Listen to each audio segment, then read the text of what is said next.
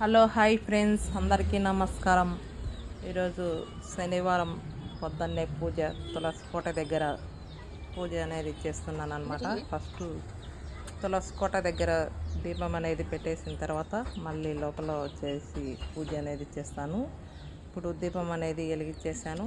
అలాగే పసుపు కుంకుమ కూడా తులసి అమ్మకు అనేది వేస్తున్నాను అనమాట. ఈ విధంగా పెట్టేసిన తర్వాత వాటర్ అనేది తులసి చెట్టుకు పక్కన ఉండే కుండీలలో కూడా పోసేసి ఈ విధంగా దండం అనేది పెట్టేసుకున్నాను. అలాగే ధూపం కూడా వెలిగించేసి ఈ విధంగా తులసి కోటలో అనేది పెట్టేశాను. అలాగే దండం అనేది పెట్టేసుకొని ఈ విధంగా లేచి వచ్చి లోపల కూడా దీపాలు అనేది అగరబత్తలు వెలిగించేసి ఈ విధంగా దీపాలు అనేది పెట్టేశాను. అలాగే అగరబత్తులు కూడా తిప్పేసి ధూపం కూడా వెలిగించేసి లోపల కూడా ధూపం అనేది పెట్టేశాను అనమాట.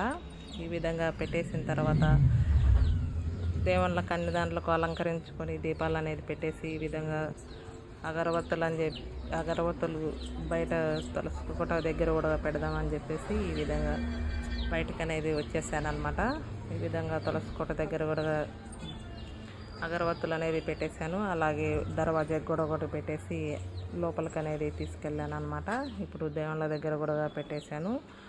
అలాగే ఉడకబెట్టిన శనగలు కూడా తులసి కోట దగ్గర పెట్టేశాను. ఇప్పుడు లోపల కూడా పెట్టేశాను అనమాట శనగలు అనేది.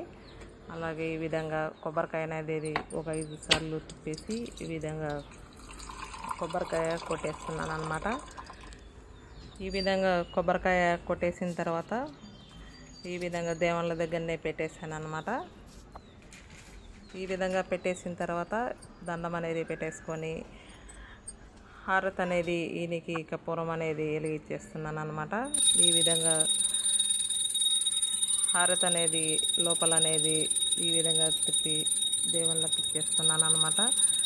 ఈ విధంగా సింపుల్గా పూజ అనేది చేసుకున్నాను, శనివారం పూజ అనేది.